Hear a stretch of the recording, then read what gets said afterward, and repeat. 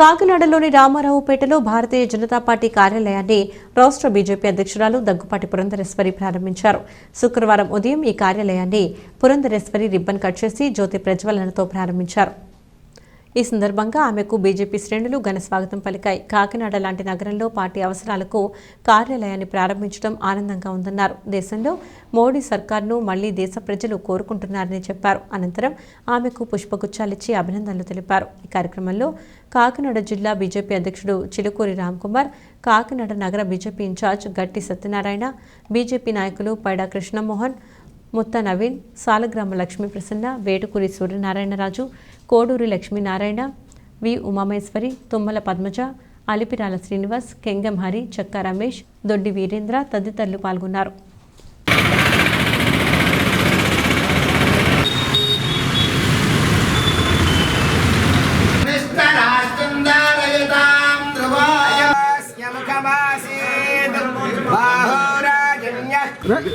పాత్రికేయ మిత్రులందరికీ ముందుగా నా నమస్కారాలు తెలియజేస్తున్నాను.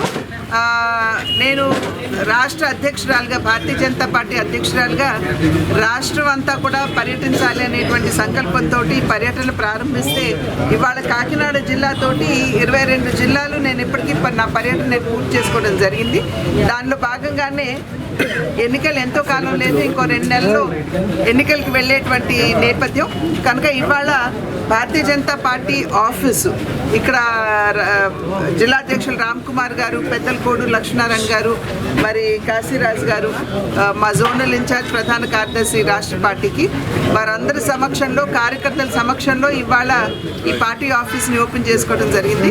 ఈ ఆఫీస్ని ఓపెన్ చేసుకున్నటువంటి సందర్భంలో భారతీయ జనతా పార్టీ ప్రతి కార్యకర్త కూడా ఇవాళ కాకినాడలో ఒక సంకల్పం తీసుకోవడం జరిగింది.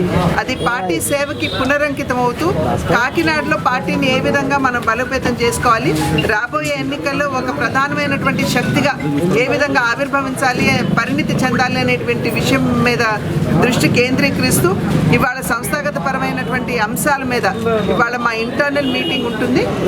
అది కూడా చూసుకున్న తర్వాత ఏ రకమైనటువంటి కార్యాచరణతోటి ఇక్కడ ముందుకు వెళ్ళాలి అనేటువంటి అంశంపై మేమందరం కూడా ఇవాళ నిర్ణయం చేయడం జరుగుతుంది.